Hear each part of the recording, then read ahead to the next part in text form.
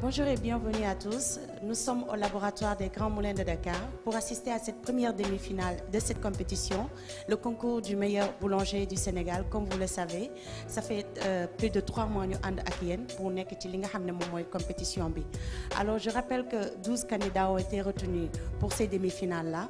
Donc, ñetti demi-finale moom lañ nar a am scindé en 3 groupes, des groupes de 4 candidats. Pour aujourd'hui, nous allons recevoir Cheikh Ibrahima Niang ak Cheikh Dieye ak ki nga xam ne moom mooy Mamadou Diop ak également le dernier candidat di Khadim Diop. Alors nous allons les rencontrer tout à l'heure au niveau du laboratoire pour xool ba xam quels sont les thèmes qui leur sont imposés aujourd'hui dans cette première demi-finale. Bienvenue.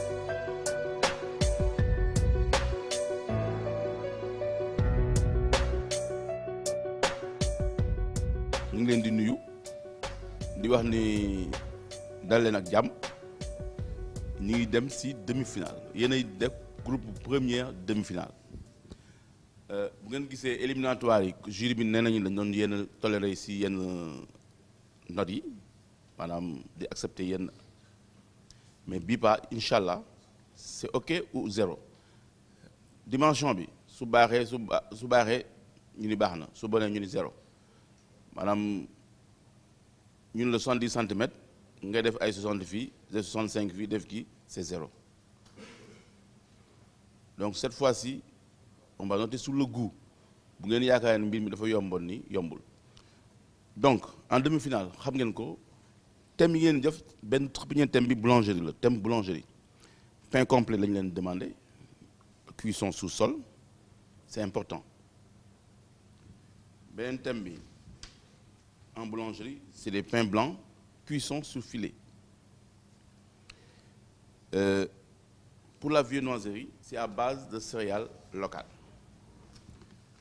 Nous avons des pains de mie à base de céréales locales sous diverses formes. N'est-ce pas?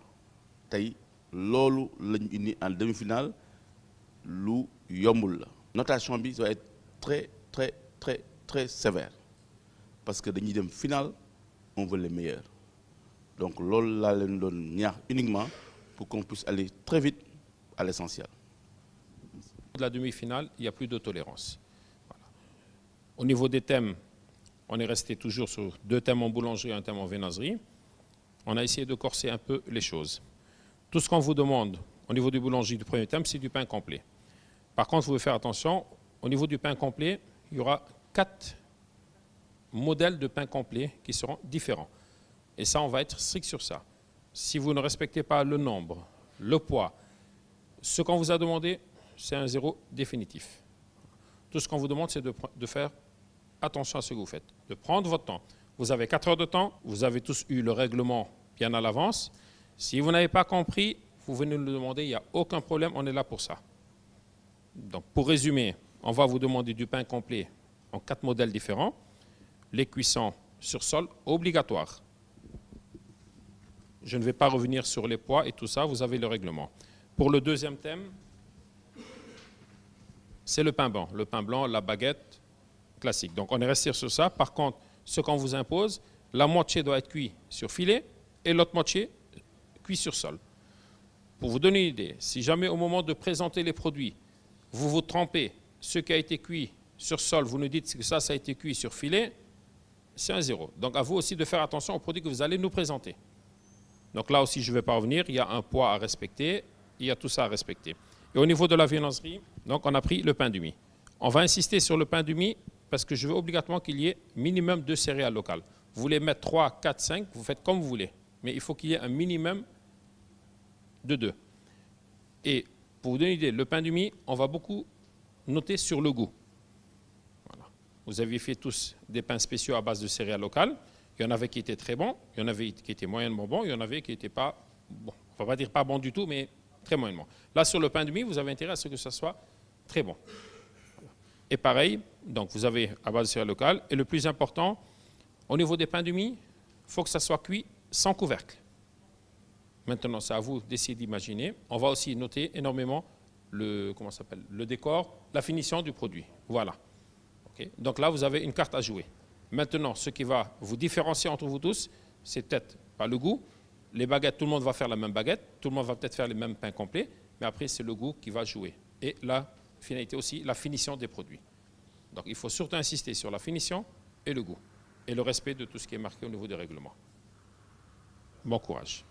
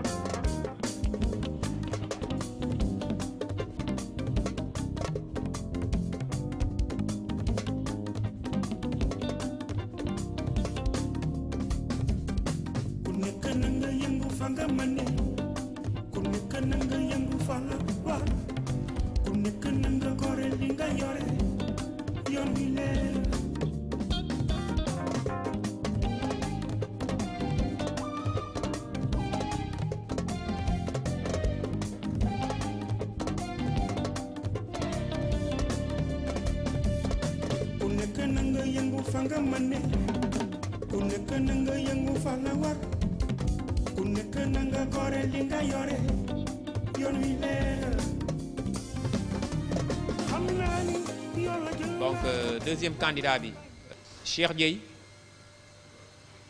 Salaamaaleykum Cheikh Dieye. Donc Cheikh Dieye mooy suñu deuxième candidat moom moo war a tàmbalee à 10h50 minutes. Donc Cheikh Dieye 10h30 minutes temps pour moi. Waaw 10h30 minutes. Donc Cheikh mën nga dem ak Pape Fall mu won la say intrant ak yooyu yi ngay soxla yëpp nga tàmbale.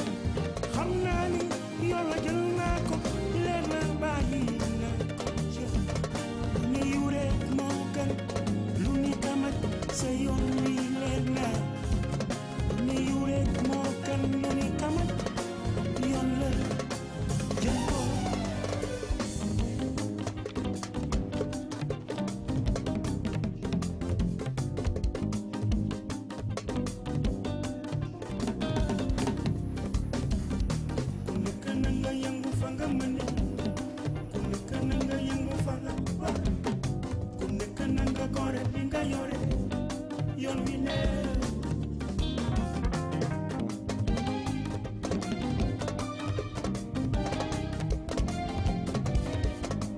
waaw donc suñu troisième candidat Khadim Diop moom mooy waaj a ñëw nii donc moom 11h10 minutes la war a commencer donc mi ngi noonu di ñëw Khadim Diop donc salaamaaleykum Khadim Diop donc yow yaay troisième candidat bi yaa war a commencer à partir de 11h10 nga war a terminer à 11h à 15h10 minutes.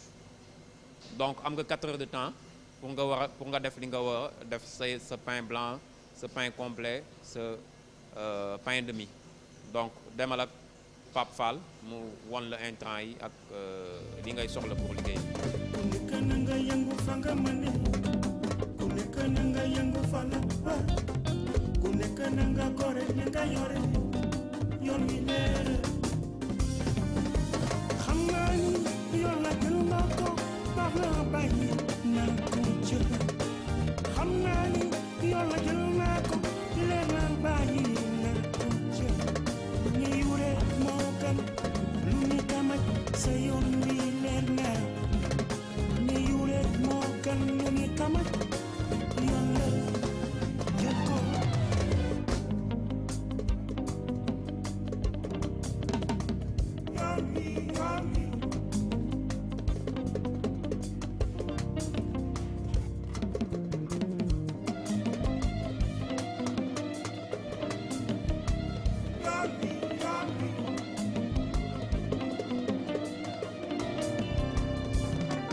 Dernier candidat mooy Mamadou Diop moom mooy ñëw commencer léegi nii 11h50 la war a tàmbale donc ku jeexal à 15h50 donc salaamaaleykum Mouhamed Diop donc yow yaay suñu dernier candidat donc 11h50 ngay commencer pour nga jeexal à 15h50 donc mën nga dem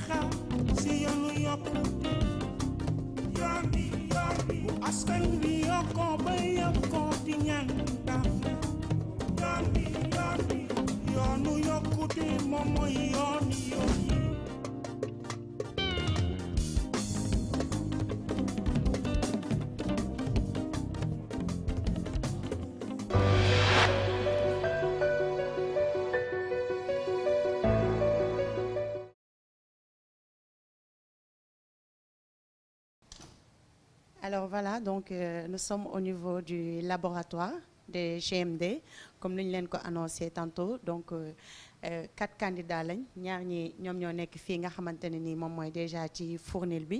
Donc ñu dugg ci biir laboratoire bi ñeu fekk ci candidats yi nga xamantene ni ñom ñoo fi nekk. On va juste mettre notre tenue.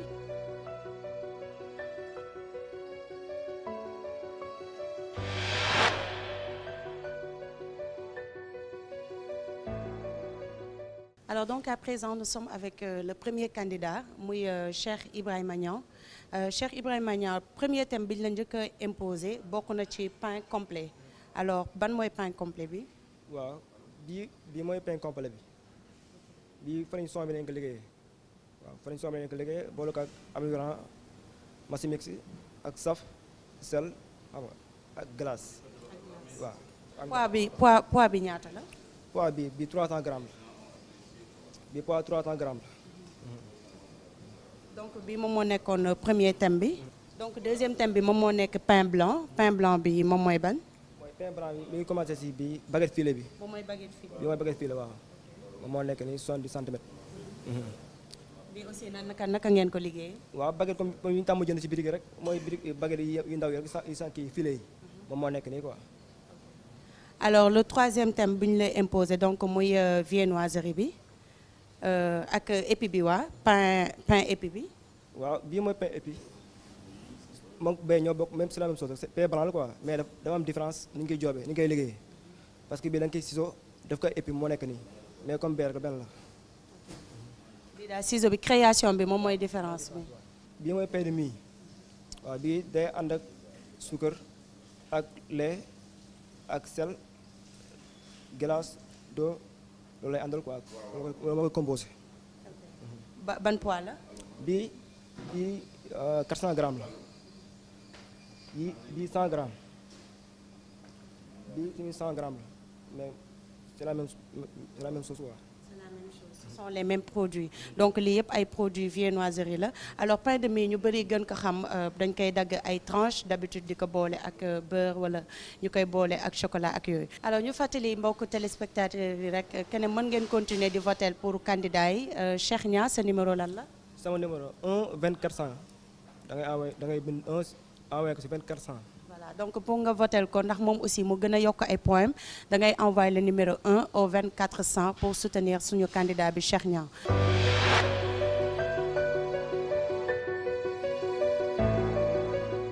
alors léegi le deuxième candidat Cheikh Dieye moom la ñuy àndal moom aussi pour mu defaral ñu rek benn sommaire présentation de ces produits alors Cheikh Dieye yan produit nga liggéey tey. waaw comme liñ ñu sant rek mooy 3 thèmes yi ñu jox bii pain bi épi la. moom moo nekk nii lii mooy pain épi. yow naka nga ko liggéeyee pain épi bi. pain blanc la pain moom ak pain blanc bële ñoom ñoo yem même recette. seulement bon bële da nga koy lakk sur plaque bii sur sol nga koy lakk et puis boo ko tegee sur sol ba pare yow yaa koy ciseau pour mu génne épi bi waaw. alors ci thème yi leen imposé pain épi bi ñaata ngeen ci war a génne. bon pain épi bi bu ci nekk 10 baguettes de 250 grammes lañ la laaj ak 50 grammes de longueur 50 centimètres de longueur. pain bi ci topp bii ñu fariné mooy ban. waaw bii moom mooy pain complet farine complet bu Grand Moulin moom lañ ko liggéeyee bon et puis je crois que ne baax na trop sax ci ñi nga xamante ne ni xaw nañoo wérul tuuti noonu dina baax ci ñoom parce que farine complet la c'est très bon moom wax dëgg yàlla lii di weex nii dañ ko fariner ci kaw rek dañ ko saupoudrer quoi à la farine waaw. nga génne ci combien de formats. bii aussi 3 formats lañ ñu ci 4 formats lañ ñu ci laaj da ngay def 10 boules de 100 grammes bii aussi 10 boules de 100 grammes dañ dul nuroo forme ñoom ñaar bii en forme ronde lañ la koy jox bii da nga koy façonner pour mu ndaw waaw. bu mag bi nag. bu mag bi moom 500 grammes la moom moo nekk nii 5 de 500 grammes lañ la ciy laaj waaw bii moom mooy bu gudd bi bii. 300 grammes lañ la ciy laaj façonnage bi laaj ñu la nombre de centimètres libre la.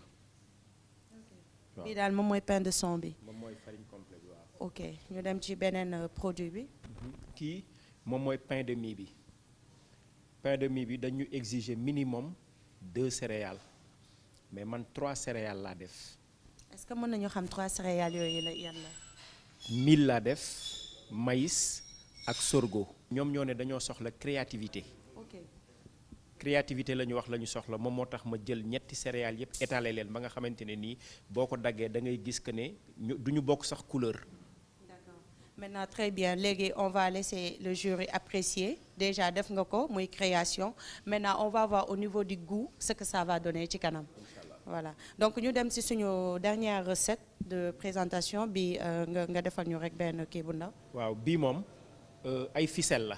yi ñuy jaay ci biti du mat 70 centimètres mais bii 70 centimètres la. parce que loolu lañ ñu laajoon daal jury bi loolu la laajte waaw. Cheikh Dieye ginnaaw bi ñu defaralee présentation wu sa produit yu rafet yi ñu bëgg rek nga fàttali téléspectateurs yi sa numéro pour ñu voter la. waaw man sama numéro 19 la au 2400 ku ma bëgg a voter loolu ngay def 19 au 2400.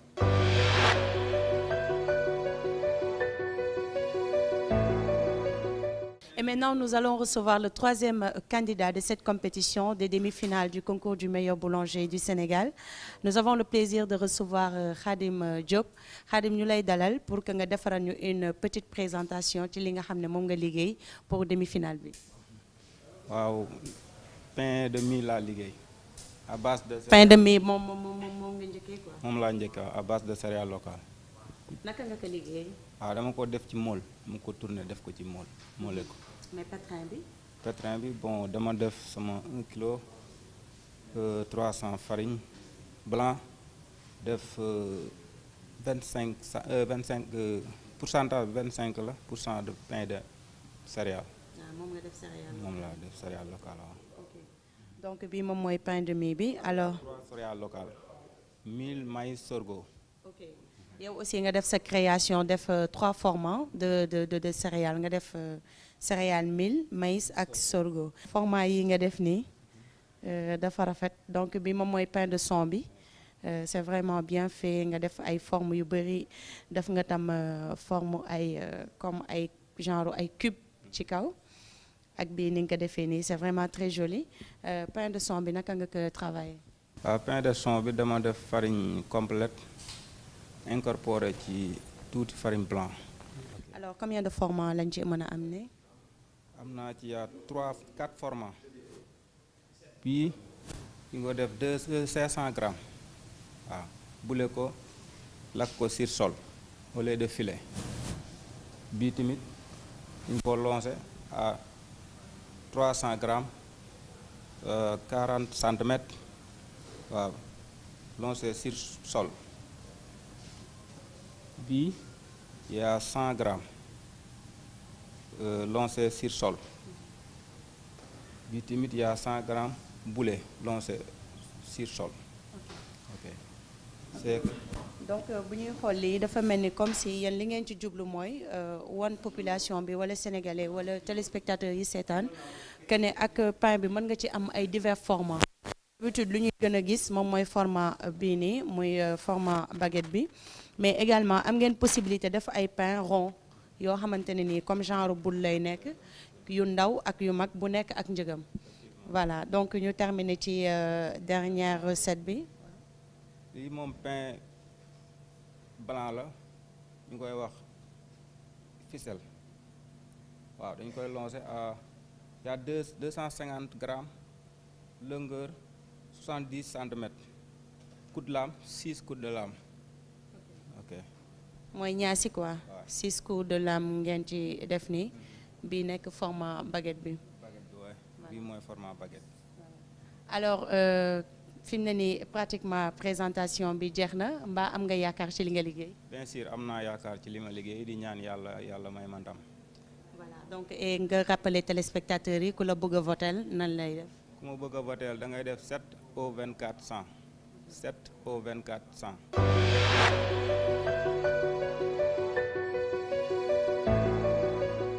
alors quatrième et dernier candidat Mamadou Diop ñu bëggoon rek yow aussi nga defaral ñu une présentation ci produit yi nga xamante ne moom nga liggéey ñu njëkkee ci baguette yi. waaw lii ay ficelle la maa ngi ko defaree farine extra plus bu Grand Moulin moom laa ko defaree quoi ak levure saf instant ak améliorant le saf moom laa ko defaree.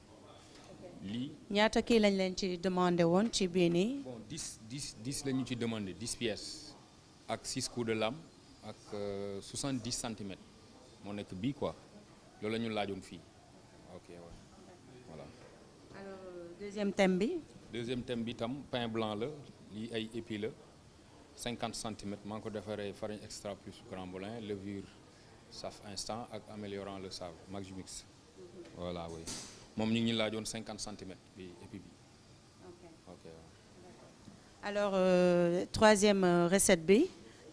Troisième recette bi ban la pain de son bi. waaw bii pain de son la ñu ngi ko defaree prémix complet moom la ñu ko defaree ak levure comme d'habitude saf instant ak améliorant Magimix le sable ñoom ñu laajoon 5 boules de 500 grammes ak 3 genre bataar yi 300 grammes 40 centimètres troisième thème bi loolu la ñu laajoon quoi.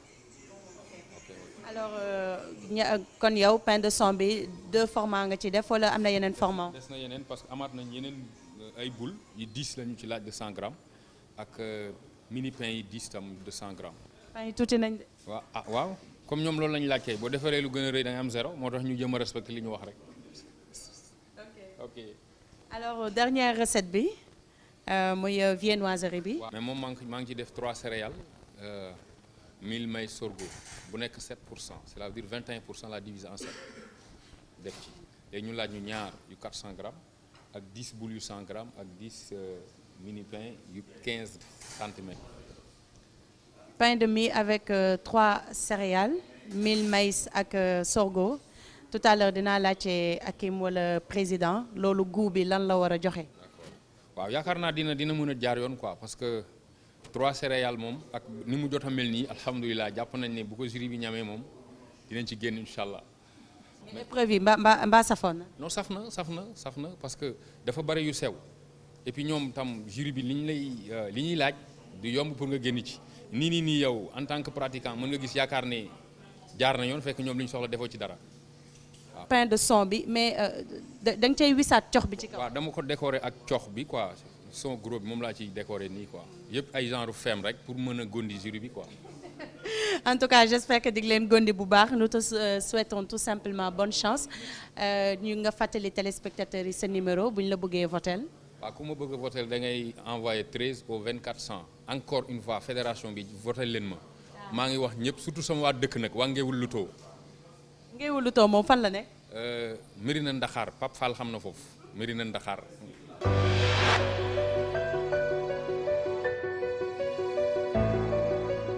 Alors léegi jeexal nañ li nga xamante ne ni moom mooy première demi-finale de cette journée là ak suñu 4 candidats yi voilà donc li ngeen ñu gis ni ci table bi ce sont les multitudes de pains yi nga xam ne candidats yi liggéey nañ ko ba pare jury bi nekk suñu ginnaaw ñoom aussi continuer li nga xam ne seen moom mooy seen liggéey d'appréciation. Alors je rappelle que pour ces demi-finales là du ñu def proclamation de résultats donc dañuy bàyyi ba ñetti demi-finales yi jeex bu jeexee ci la ñuy door a déterminer ñetti candidats yi nga xamante ne ni ñoom ñoo jàll pour finale bi. Alors d'ici là chers téléspectateurs continuez leen di voter pour ñi nga xam ne ñoom ñooy seen ay candidats pour jox leen chance ndax ñu gën a mën a accumuler ay points ci li nga xamante ne ni moom mooy seen ay notation.